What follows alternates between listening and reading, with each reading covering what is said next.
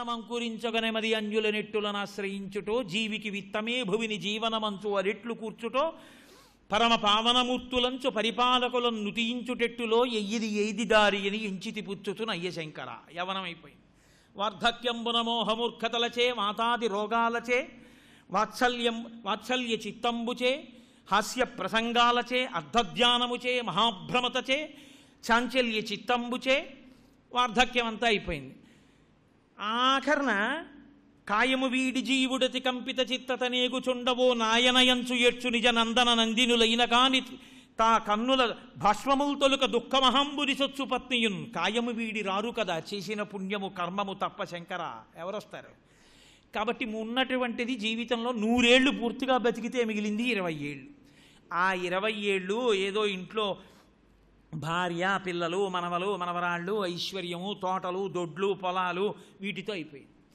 బాలస్థావ క్రీడాసక్త తరుణస్థావ తరుణీసక్త వృద్ధస్థావ చింతాసక్త పరసే బ్రహ్మణి కోపినసక్త అన్నారు శంకరాచార్యుల వారు. పాపం నిన్ను అనడానికి ఏముంది లేరా నాన్న, బాల్యం అంతా ఆటలతో అయిపోయింది, యవ్వనం అంతా ఇంకో పిచ్చితో అయిపోయింది, వార్ధక్యం వచ్చేటప్పటికి చింత పిచ్చెట్టుకుంది, ఈలోగా అయ్యపోయింది జీవితం. పాపం నీకు ఖాళీ ఎక్కడుందిలే ఈశ్వరుడు గురించి ఆలోచించడానికన్నా పరసే బ్రహ్మణి కోపినసక్త.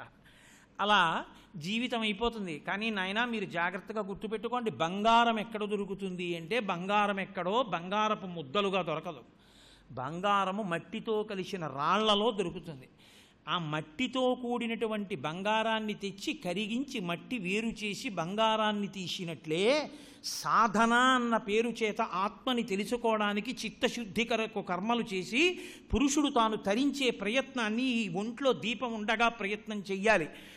కాబట్టి జాగ్రత్త స్వప్న సుషుప్తి అనబడేటటువంటి 3 అవస్థలను దాటి తురీయావస్థ అనేటటువంటి 4వది ఒకటి ఉందని, అది అవస్థ కాదని, అది సాక్షిగా నిలబడగలిగినటువంటి ప్రజ్ఞని, దాన్ని చేరుకోవడానికి ప్రయత్నం చెయ్యడానికి యోగ్యమైనటువంటి ఉపాధి ఇది మాత్రమేనని తెలుసుకోవలసి ఉంటుంది. పంచభూతములు పంచ తన్మాత్రలు పంచ కర్మేంద్రియములు పంచ జ్ఞానేంద్రియములు బుద్ధి మనసు చిత్తము అహంకారము ఇన్నిటి సంఘాతంగా ఈశ్వరుడు ఈ శరీరాన్ని ఏర్పాటు చేశాడు. బయట విశ్వమునంతటినీ నిర్మాణం చేశాడు. ఆ పరమేశ్వరుడు భక్తి చేత కట్టబడతాడు. అటువంటి పరమేశ్వరుణ్ణి భక్తితో కూడిన కర్మలతో ఆరాధన చెయ్యకుండా ఈ శరీరాన్ని విడిచిపెట్టేస్తే ఇది అగ్నిలో దహించుకుపోయిన తర్వాత మళ్ళీ మనుష్య శరీరంలోకి వస్తాను అంటే అంత తేలికైన విషయం కాదు. కాబట్టి మీరు ఇప్పటి నుంచి నారాయణ భక్తి నేర్చుకుని చక్కగా ఈశ్వరుణ్ణి సేవించడం ప్రారంభం చేయండి అన్నాడు. అంటే ఆ పిల్లలు అన్నారు, నువ్వు మేము కలిసి ఓ గురువు గారి దగ్గరే చదువుకుంటున్నాం కదా, ప్రతిరోజు ఈ పాఠాలే కదా వింటున్నాం, ఈ పాఠాలన్నీ నీకు ఎక్కడి నుంచి వచ్చాయని అడిగారు. అంటే అప్పుడు ఆయన అన్నాడు, మా నాన్నగారు హిరణ్యకశిపుడు బ్రహ్మగారి గురించి తపస్సు చేయడానికి మందర పర్వతం మీద కూర్చుని తపస్సు చేస్తున్నటువంటి రోజులలో శత్రుశేషం మిగలకుండా చెయ్యాలి, హిరణ్యకశిపుడు లేడు ఇదే అదునని దేవలోకం నుంచి దేవతల్ని తీసుకుని ఇంద్రుడు దండెత్తి వచ్చి అంతఃపురంలో ఉన్న మా అమ్మగారైనటువంటి లీలావతిని కూడా బంధీకృతురాల్ని చేసి తీసుకుని వెళ్ళిపోతున్నాడు.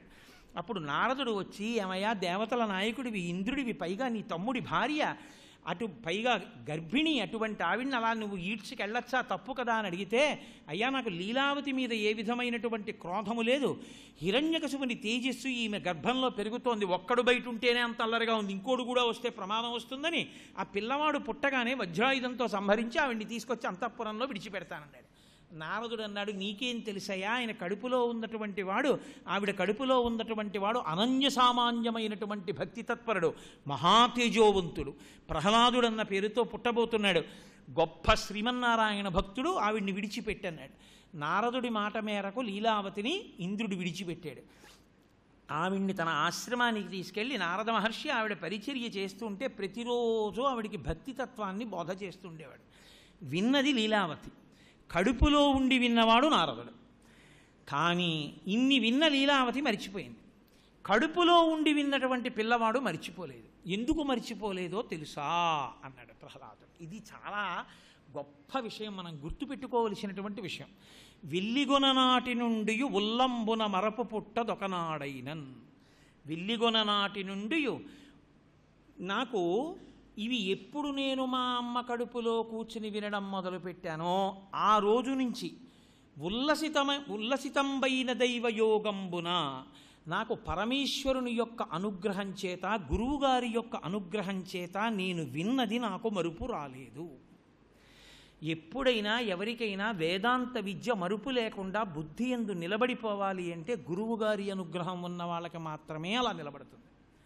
గురువుగారి అనుగ్రహానికి నోచుకోనివాడు గురువుగారి దగ్గర శ్రవణం చేసినా వేదాంతాన్ని పఠించినా అది లోపల నిలబడదు, జారిపోతూ ఉంటుంది. కాబట్టి వెల్లిగొన నాటి నుండి ఉల్లసితంబైన దైవయోగంబున ఉల్లసితంబగు ఉల్లంబున మరపు పుట్టదొకనాడైన. నాకు అసలు ఎప్పుడు ఒక్క క్షణం కూడా నేను ఈ వేదాంత విద్య మర్చిపోలేదు. నాకు అలా జ్ఞాపకం ఉండిపోయింది. నారద మహర్షి చెప్పింది. దీనికి కారణం నా గురువైన నారద మహర్షి, మహానుభావులైనటువంటి పరమేశ్వరుడు. వాళ్ళిద్దరి అనుగ్రహమే నాకు ఈ విద్య నిలబడడానికి కారణమైంది. సంతోషించాడు. సరే బాగుందన్నారు. పిల్లలందరూ కూడా చక్కగా ఈ వేదాంతం అంతా నేర్చుకుంటూ ప్రహ్లాద దగ్గర నారాయణుడి మీద కీర్తనలు మొదలుపెట్టారు. పాపం చండు అమర్కుడు వాళ్ళిద్దరు వచ్చారు. అమ్మ నాయనోయ్, వీడి వల్ల మిగిలిన పిల్లలు పాడైపోతున్నారని ఆ పిల్లాన్ని తీసుకెళ్ళి హిరణ్యకశిపుడి దగ్గరికి, నాయనా నీ పిల్లాడికి పాఠం చెప్పడం మాట దేవుడెరుగు, వీడి వల్ల మొత్తం అసలు రాక్షస వంశమే నాశనం అయిపోయేటటువంటి రోజు సంప్రాప్తమైంది. మిగిలిన పిల్లలకి కూడా వీడు విష్ణుభక్తి ప్రబోధం చేస్తున్నాడు, కాబట్టి ఏం చేస్తావో నువ్వే చేసుకోమన్నాడు. అంటే ఆయన అన్నాడు, ఒరే నీకు ఎంత చెప్పినా నువ్వు వింటలేదు. వజ్జలు నేర్పని ఈమది మజ్జాతుడవైన నీకు మరియవ్వరిచే నుజ్జానమయ్య బాలక తజ్జనులం పేరుకొనము తగనామ్రోలం. ఉపాధ్యాయులు గురువులు చెప్పని ఈ విద్యలన్నీ నీకు ఎక్కడి నుంచి వచ్చాయి? ఎవరో ఉన్నాడు, విష్ణువు ఉన్నాడు నన్ను రక్షిస్తాడు అంటున్నావు కదా, ఉన్నవాడు ఎవరు ఎలా కాపాడతాడు రా, నేను కాక నీకు దిక్కెవరన్నాడు. బలయుతులకు దుర్బలులకు బలమెవ్వరు, నీకు నాకు బ్రహ్మాదులకు బలమెవ్వరు, ప్రాణులకును బలమెవ్వండట్టి విభుడు బలమసురేంద్ర అన్నాడు ప్రహ్లాదుడు. నాన్న ఎవరు బలం అని అడుగుతాం ఏమిటి నాన్న, నీకెవడు బలమో నాకెవడు బలమో, ఈ సృష్టిలో సమస్త ప్రాణులకు బలమెవ్వడో బలములకు బలమెవ్వడో ఆ బలమైన వాడు నాకు బలం నాన్న అన్నాడు. ఏమి మాటలు రా ఇది, ఉన్నాడు అంటున్నావు కదా, ఎక్కడున్నాడు రావాడు అన్నాడు. ఇదే మళ్ళీ పిచ్చి ప్రశ్న నాన్న, ఎక్కడున్నాడంటావేంటి? కలడంబోధి, కలండు గాలి, కలడు ఆకాశంబునన్, కుక్షినింగలడు కుంభినింగలడు, కలడు అగ్నిన్ దిశలన్ పగళ్ళ నిశలన్ ఖజ్యోత చంద్రాత్మలం కలడు, కలడు ఓంకారమునందు త్రిమూర్తుల త్రిలింగ వ్యక్తులం కలడు. తండ్రి కలడు ఈశ్వరుండు అంతన్, కలడు అంతన్ వెతకంగా ఏలా ఆయియడం. ఏమిటి నాన్న అక్కడ ఇక్కడ వెతుకుతాను, ఎక్కడో ఉన్నాడు ఈశ్వరుడు ఎక్కడో ఉన్నాడు అంటాడు ఏమిటి? కలడు అంబోధి, కలండు గాలి, కలడు ఆకాశంబునన్. సముద్రం అంతా ఆయనే ఉన్నాడు, నీటి నిండా. గాలి నిండా ఆయనే ఉన్నాడు, ఆకాశం అంతా ఆయనే ఉన్నాడు, ఈ భూమి నిండా ఆయనే ఉన్నాడు, అగ్ని నిండా ఆయనే ఉన్నాడు, దిక్కుల నిండా ఆయనే ఉన్నాడు.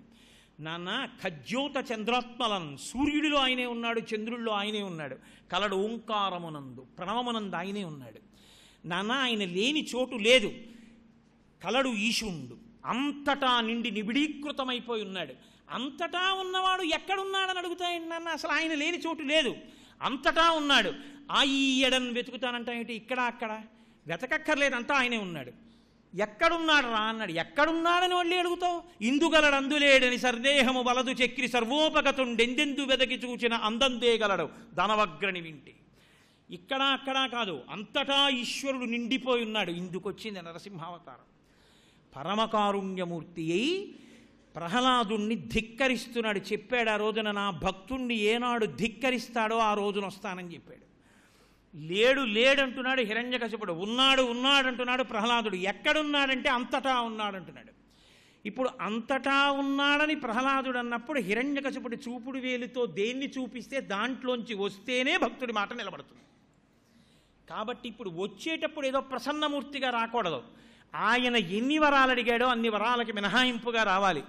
ఆయన అడిగినప్పుడు ఎన్ని అడిగాడు, ఇంట్లో చచ్చిపోకూడదు, పగిలి చచ్చిపోకూడదు, రాత్రి చచ్చిపోకూడదు, ఏదో బతికున్న వాటితో, ప్రాణం పోయినటువంటి వాటితో, నరులు, మృగములు, అస్త్రములు, శస్త్రములు, వేటితో చచ్చిపోకూడదన్నాడు. వీటన్నింటికీ మినహాయింపు ఏదవుతుందో అటువంటి స్వరూపంతో రావాలి.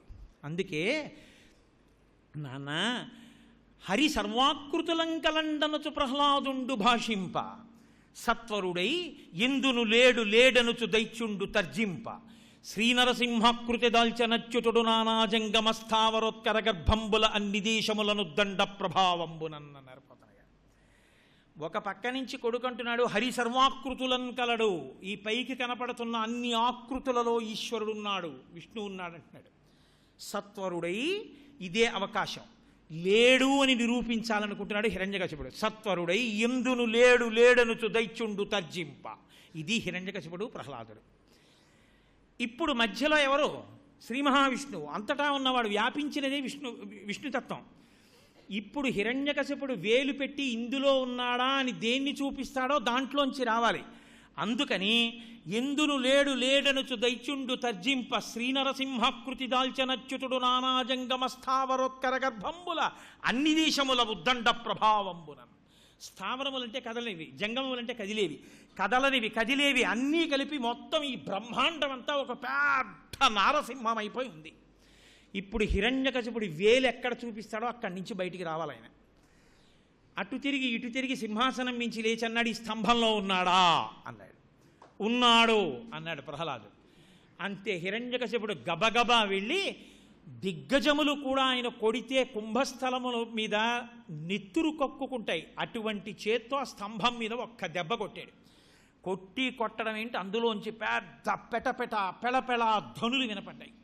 కళ్ళు మిరిమిట్లు కొలిపి కోటి సూర్యులు ఉదయించారా అన్నట్టుగా ఒక్కసారి ఆ స్తంభంలోంచి మహానుభావుడు నరసింహస్వరూపం ఆవిర్భవించింది. బ్రహ్మాండమైనటువంటి పాదములు, ఆ పాదములకు పెట్టుకున్నటువంటి నూపురములు, బలమైనటువంటి తొడలు, కట్టుకున్న పచ్చటి పీతాంబరం, మువ్వలతో కూడినటువంటి వడ్డాణం, విశాలమైనటువంటి వక్షస్థలం, సన్నటి నడుము, మిలితిరిగిపోయినటువంటి గోళ్ళు, ఆ గోళ్ళ అవి నాగళ్ళ కత్తులా అన్నట్టుగా ఉన్నాయి. మెరిసిపోతున్న ముఖమండలం, పెట్టుకున్నటువంటి పెద్ద బొట్టు, పెద్ద జూలు, ఆ నోరు తెరిస్తే పర్వత గుహల నోరు, మెరిసిపోతున్నటువంటి దంతపంక్తి, మెరిసిపోతూ నాగళ్ళ యొక్క ఆ నాగటి చాలు ఎలా ఉంటుందో అటువంటి దంష్ట్రలతో కూడినటువంటి ముఖం, కదలకుండా నిశ్చలంగా ఉన్నటువంటి పెద్ద పెద్ద చెవులు, సూర్యభగవానుడు కోటి సూర్యులు రెండు కళ్ళల్లోంచి చూస్తున్నారా అన్నంత తేజోమూర్తి అయి చూస్తున్నటువంటి చూపులతో, పాదములతో కింద నరుడిగా పైన చూస్తే సింహంగా, ఒంటి నిండా భుజకీర్తులు, కేయూరములు, కంకణములు, ఉంగరములు, ఆభరణములను దాల్చినటువంటి వాడై మహాతేజోమూర్తి అయి పెద్ద భయంకరమైనటువంటి ధ్వని చేస్తూ అందులోంచి బయటికొచ్చి పెద్ద ఆకృతిని దాల్చి జూలు విదిల్చి ఆకాశంలో ఇలా విసిరితే ఆయన కేసరములు తగిలి దేవతలు వెడుతున్న విమానాలు కుప్పకూలి కింద పడిపోయి, ఆయన చేసినటువంటి మహారవానికి సముద్రములు గూర్నిల్లి పైకి లేచాయి, కులపర్వతములు బద్దలైపోయాయి.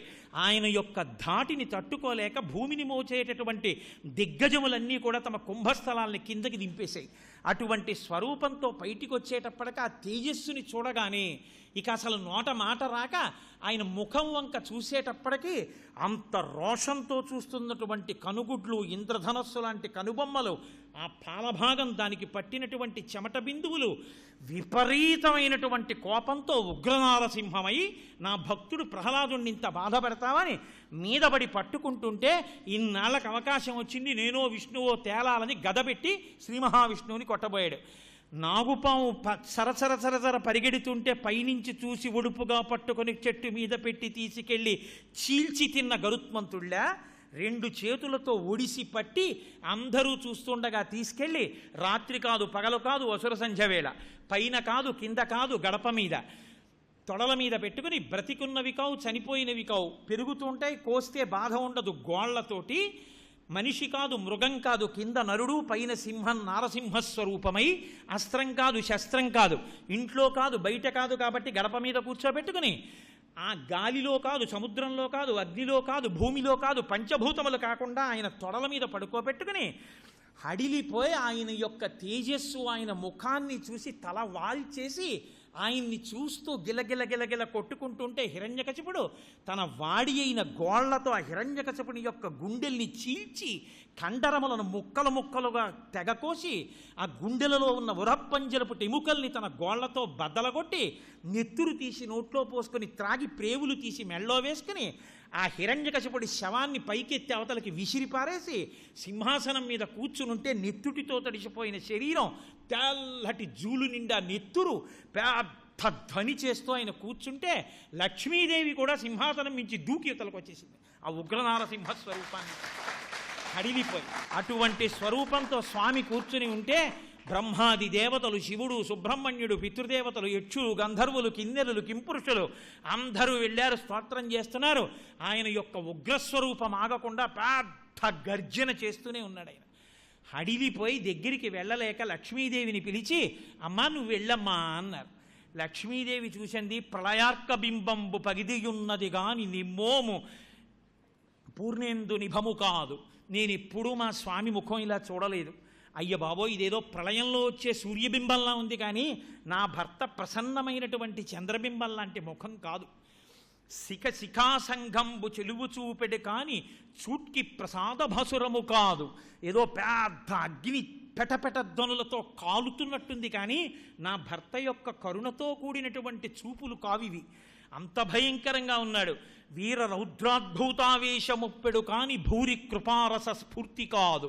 అసలు ఆ ముఖంలో, కన్నులలో వీరరసం, ఆ అద్భుతమైనటువంటి రసం, క్రౌర్యము అవన్నీ వెరలుతున్నాయి, కానీ ఎప్పుడూ కనపడేటటువంటి ఆ కృపారసం కనపట్టలేదు. భయద దంస్ట్రాంకుర ప్రభలు కప్పెడు కానీ అది దరహిసితాంబుజాతంబు కాదు. ఆ కోరలలోంచి వచ్చిన కాంతుల చేత మిరిసిపోతూ ఆ నిత్తుటితోటి భయంకరంగా ఉన్నాడు, కానీ అది అరవిరిసిన తామర పువ్వుల ముఖం లేదు. కఠిన కర నరసింహ విగ్రహము కానీ నన్ను కౌగిలించుకున్నప్పుడు ఉండేటటువంటి మెత్తటి చెయ్యి కాదు. ఆ పెద్ద పెద్ద గోళ్ళేమిటి, ఆ నిత్తురేమిటి, ఏదో పెద్ద దూలాల్లా ఉన్నటువంటి ఆ కఠినమైన చేతులేమిటి, ఇదేదో భయంకరమైనటువంటి స్వరూపం నా నాథుడిది. ఇది కామినీజన విగ్రహము కాదు. ఇది సామాన్యమైన కాంతలు వెళ్ళి పలకరించేటటువంటి మూర్తి కాడు. అయ్య బాబో, ఇది నారసింహ రూపము కానీ భీషణ విగ్రహము సుమ్మి అంటూ ఆ తల్లి అసలు దగ్గరికి వెళ్ళడం మానేసి. అప్పుడు అందరూ పిలిచి, అమ్మ బాబోయ్, ఇంత రౌద్రస్వరూపంతో ఉన్నాడు, ఈయన దగ్గరికి వెళ్ళి పలకరించగలిగిన వాళ్ళు లేరు. ప్రహ్లాదుడా, నిన్ను బాధ పెట్టినందుకే ఇంత కోపాన్ని పొందాడు, వెళ్ళి నువ్వు స్తోత్రం చేయమన్నారు. ప్రహ్లాదుడు, నాకు భయం ఏమిటి, నా తండ్రి అని గబగబా వెళ్ళి 2 కాళ్ళు పట్టుకొని పాదముల మీద పడిపోయాడు. అంతే, పరమప్రసన్నుడై 2 చేతులతో పైకెత్తి తన తొడ మీద కూర్చోబెట్టుకున్నాడు. కూర్చోబెట్టుకుంటే, స్వామి ఏమిటో నిన్ను చూసి వాళ్ళందరూ భయపడిపోతున్నారు, నువ్వే పెద్ద భయంకరమైన రూపంతో ఉన్నావనుకుంటున్నారు, నీకన్నా భయంకరమైనదోటి నాకు తెలుసు. సంసారము ఎంతో భయంకరం, అందులో పడినవాడు పైకి రాలేడు. అటువంటి సంసారము నుంచి ఉద్ధరించగలిగిన దయామూర్తివి నువ్వు, నిన్ను చూసి నాకు భయం ఎందుకు తండ్రి? అపారమైన కరుణాస్వరూపం ఉన్నవాడివి, నన్ను బాధ పెట్టాడు నా తండ్రిని, ఇంత కోపం పొందావు అంటే నువ్వు ఎంత భక్తపరాధీనుడవో నాకు అర్థమవుతోంది. స్వామి, నీ కోపాన్ని ఉపసంహారం చేయమన్నారు. ఎంతో సంతోషించాడు, ప్రసన్న నారసింహుడయ్యాడు. అయి ప్రహ్లాదుడి వంక తిరిగి, నాయనా ఏదైనా కోరిక కోరుకో అన్నాడు. తండ్రి, ఇంత గొప్ప స్వరూపాన్ని దర్శనం చేసి నీ కారుణ్యాన్ని అనుభవించి నీ తొడ మీద కూర్చున్న తర్వాత ఇంకా నాకు కోరిక, ఒక్కటే వరం అడుగుతాను, నాకెప్పుడూ కోరికలు పుట్టకుండా నాకో వరం ఇయ్య. పరమ సంతోషాన్ని పొంది, బతికున్నంత కాలం నా తండ్రి ఎప్పుడూ నీకు వ్యతిరేకంగా మాట్లాడాడు, ఆఖరికి నీ తొడల మీద పడుకుని నీ ముఖమండలాన్ని చూస్తూ నీ గోళ్లతో చీల్చపడ్డాడు. నా తండ్రి పాపముల నుండి ఆయనని విముక్తుణ్ణి చేయమన్నారు. ఎప్పుడు నా తొడల మీద పడుకున్నాడో, నా గోళ్లతో చీల్చపడ్డాడో, అతని ప్రేగులు నా మెళ్ళో పడ్డాయో, నెత్తురు నోట్లో పోసుకున్నానో, ఆనాడే అతను తన పాపముల నుండి వినిర్ముక్తుడయ్యాడు, పరిశుద్ధి పొంది నా లోకాన్ని చేరుకుంటాడు. కాబట్టి ఏమీ బెంగబెట్టుకోకర్లేదు, నీ వంటి ఉత్తముండి కన్నటువంటి తండ్రి ఇతరమైన గతులు ఎందుకు పొందుతాడు అన్నారు. అంతటి గొప్ప స్వరూపమై ఆవిర్భవించి మహానుభావుడైనటువంటి నరసింహస్వామి ప్రసన్న నారసింహుడయ్యాడు. ఆ కోపమంతా భక్తుల్ని బాధ పెట్టారనే కానీ ఆయనది సహజమైనటువంటి క్రోధస్వరూపం కాదు. అందుకే మహానుభావుడు అద్వైతాన్ని ప్రచారం చేసినటువంటి శంకర భగవత్పాదుల్ని వారి జీవితంలో 2 మాటలు రక్షించింది నరసింహస్వరూపం. పద్మపాదాచార్యుల వారికి కాదు, ఏమీ తెలియని ఒక అమాయకుడికి కూడా దర్శనమిచ్చారు నరసింహస్వామి. పద్మపాదాచార్యుల వారు నృసింహమంత్రం తీసుకుని అరణ్యంలో కూర్చొని జపం చేస్తుంటే ఆ అరణ్యంలో తిరిగే ఒక బోయవాడు వచ్చి అడిగాడు, అయ్యా బ్రాహ్మణస్వామి ఎందుకు కూర్చుని తపస్సు చేస్తున్నారన్నారు. అంటే నరసింహస్వామి గురించి అన్నాడు. నరసింహస్వామి అంటే అది ఎక్కడ తిరుగుతూ ఉంటుంది అని అడిగాడు ఆయన. అడిగితే వీడికి అర్థం కాదులే చెప్పినానని, అది కింద నరుడిగా ఉంటాడు, పైన సింహంలా ఉంటాడు, అడవిలో తిరుగుతూ ఉంటాడన్నారు. పద్మపాదాచార్యులు వారు వెళ్ళిపోతాడు కదా అని. అయ్యో పంతులు గారు, మీరు ఇంత దూరం వచ్చి ఆయన గురించి తపస్సు చేయాలా? నేను ఎక్కడున్నా తెల్లవారే లోపల పట్టుకొచ్చి మీ దగ్గర పెడతాను, నాది పూచి అన్నాడు. అని వెళ్ళి కింద పైన సింహం కింద నరుడు ఎక్కడున్నాడా అని అడివంతా వెతికాడు, కనపడలేదు. ఇన్నాళ్ళ నుంచి అడవిలో తిరుగుతున్నాను, పంతులు గారికి మాట ఇచ్చాను, తీసుకెళ్ళలేకపోయానని బాధపడి చెట్టెక్కి పైనుంచి దూకేస్తున్నాడు చచ్చిపోతానని. నరసింహస్వామి వారికి అనుగ్రహం కలిగి కిందకొచ్చి పట్టుకున్నారు చేతులతో. పట్టుకునేటప్పటికీ నరసింహస్వరూపాన్ని చూసి ఎక్కడికి పోతావు, పంతులు గారికి మాట ఇచ్చాను రమ్మని తీగలతో కట్టేసి ఈడ్చుకొచ్చాడు నరసింహస్వామిని. తీసుకొచ్చి పద్మపాదాచార్యుల వారి ముందు నించోబెట్టాడు. విజయాల్లో శంకరాచార్యుల వారి జీవితంలో యథార్థంగా జరిగిన గాథ నించోపెట్టి, ఇదిగోనయా పంతులు గారు నువ్వు అడిగిన నరసింహాన్ని పట్టుకొచ్చాను అన్నాడు. అంటే పద్మపాదాచార్యుల వారు తెల్లబోయి ఎక్కడున్నారు అన్నారు. అంటే అప్పుడు నరసింహస్వామి మాట్లాడారు, నీకు కనపడను, ఇంకా నువ్వు ఆ స్థాయిని పొందలేదు. ఈ అమాయకుడు పరమభక్తితో నన్ను చూడాలని ప్రాణమే వదిలిపెట్టడానికి సిద్ధపడ్డాడు, అంత భక్తితో నిలబడ్డాడు. అందుకే ఇతనికి కనపడి ఇతని చేత తీగలతో కట్టబడ్డాను. ఒకనాడు హిరణ్యకశిపుణ్ణి చంపినవాణ్ణి, ఇదిగో నా మాట నీకు వినపడుతోంది, నీకు సిద్ధి కలుగుతుంది, ఒకనాడు నా దర్శనం అవుతుంది, కానీ నా మంత్రాన్ని బాగా జపం చేయి, నీకు నా అనుగ్రహం ఉంటుందన్నారు. ఆయన నృసింహ మంత్రోపాసన చేసేవారు. అందుకే శ్రీశైలంలో కాపాలికుడు శంకరాచార్యుల వారిని కత్తితో నరకబోతే ఆయన గురువు గారికి ప్రమాదం వచ్చిందని నృసింహ మంత్రోపాసన చేస్తే నరసింహస్వామి వచ్చి కాపాలికుడిని చంపి శంకరాచార్యుల వారిని బతికించారు. అలాగే శంకరాచార్యుల వారు పరకాయ ప్రవేశం చేసినప్పుడు ఆయన శరీరాన్ని కాల్చేస్తుంటే చేతులు కాలిపోయినప్పుడు లక్ష్మీ నృసింహమ మదేహి కరావలంబం అని స్తోత్రం చేస్తే శంకరాచార్యుల వారికి చేతులు ఇచ్చారు. ఆనాటి నుంచి ఈనాటి వరకు నరసింహస్వామి ఎంతమందిని ఉద్ధరించారో అంతవరకెందుకు, మీకు పక్కనున్న మంగళగిరి క్షేత్రంలో ఒక తల్లికి నరసింహస్వామి ఎప్పుడూ అనుగ్రహిస్తూ ఉండేవారు. ఆ తల్లి పిలిస్తే పలికేవారు. ఆఖరికి ప్రతిరోజు ఆవిడ పెట్టినటువంటి అన్నం కూడా నరసింహస్వామి వచ్చి తింటూ ఉండేవారు. ఆకాశం మేఘావృతమై ఆవిడ అన్నదానం చేస్తుంటే వర్షం పడబోతుంటే ఆవిడ ఒక్క మాట చెప్తే నరసింహస్వామి ఆదేశానికి వానపడ్డం ఆగిపోయింది. ఇప్పటికీ ఆ తల్లి ఆరాధన చేసినటువంటి అవన్నీ కూడాను ఆవిడ నిర్మాణం చేసినటువంటి సత్రంలో ఉన్నాయి.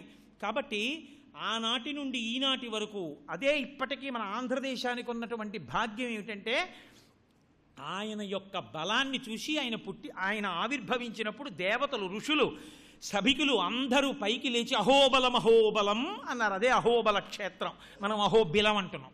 మనం అన్ని పాపిడి కొండల్ని పాపి కొండలు అంటాం. అహోబలం అహోబలం ఆ క్షేత్రం పేరు. ఇప్పటికీ నవనారసింహుల్లో ఆయన ఏ స్తంభంలోంచి ఆవిర్భవించారో ఆ స్తంభంతో కూడినటువంటి నారసింహ క్షేత్రం ఇప్పటికీ ఉంది. స్వాతి నక్షత్రంలో తీసుకెళ్ళి చూపిస్తారు. దానికి అలవాటు ఉన్నవాళ్ళైతే దగ్గరుండి తీసుకెళ్ళి ఆ నవనారసింహుల్ని దర్శనం చేయిస్తారు. అంతటి మహానుభావుడు.